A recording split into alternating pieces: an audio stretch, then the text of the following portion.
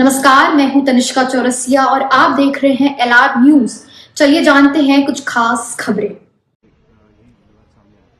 देखिए, हमारी पार्टी के सुप्रीमो माननीय अखिलेश यादव जी ने शुरू दिन ही जब ये वक्फ बिल आया था उसी वक्त बता दिया था कि चंद लोगों को ये जमीनें देने की और मुसलमानों की वक्फ की जमीनें इनकी नजर अब उस पर पड़ गई है और ये उसको छीनना चाहते हैं और ये माइनॉरिटीज और खासतौर पर मुस्लिम को निशाना बनाने की इनकी शुरुआत है।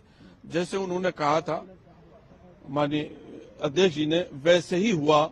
आज 6-7 महीने की पूरी एक्सरसाइज के बाद वो सब बेकार चीजें चली गई और इन्होंने जिस तरह से नंबर उसमें डाले थे, मेंबर ऑफ नंबर, उस वोटिंग पर हम चाहते थे कि क्लाउज बाय क्लाउज जो है वो डिस्कशन हो, उसमें ये हार रहे थे।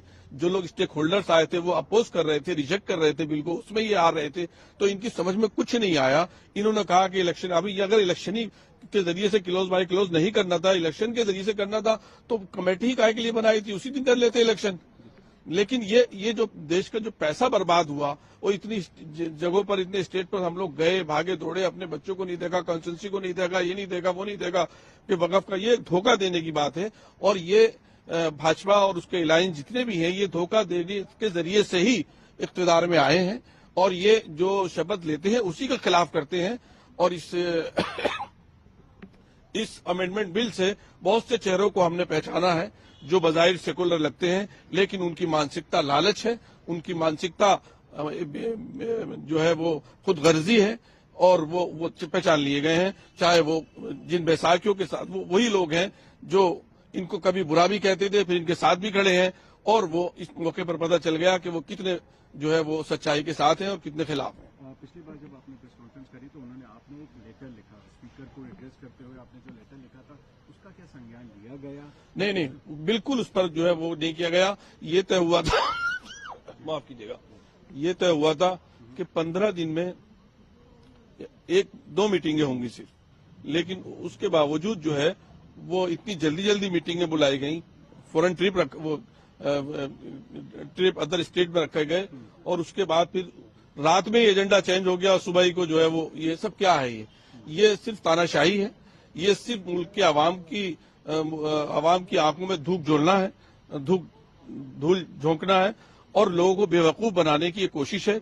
इसको जो है सब जनता देख रही है और मैं समझता हूं, दिल्ली की भी जनता से अपील करता हूं कि वो देश के ये लोग, इस तरह के लोग जो ये इस तरह का ड्रामा कर रहे हैं, ये कभी देश के भला नहीं चाह सकते। ये देर पर चीजें नहीं है। उत्तर प्रदेश के पड़ोसी राज्य उत्तराखंड में यूसीसी भी लग गया है, आप बोल रहे हैं कि बड़ा हिस्टोरिक मूवमेंट है, आप किस तरीके से देख रहे हैं? देखिए, ये हजरात कभी भी देश का भला नहीं चाह सकते। देश की एकता और अखंडता को इन लोगों से खतरा हो जाएगा अगर ये इसी तरह से काम करते रहे। तो जो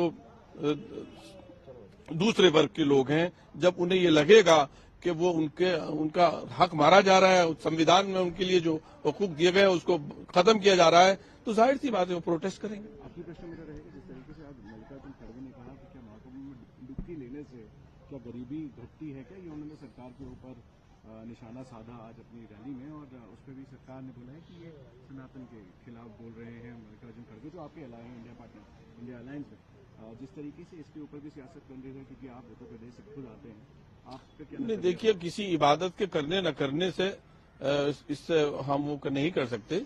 असल बात यह है कि इबादत तो ये सिखाती है कि अपने शहरियों का, अपने मुल्क का और उसके शहरियों का ख्याल किया जाए।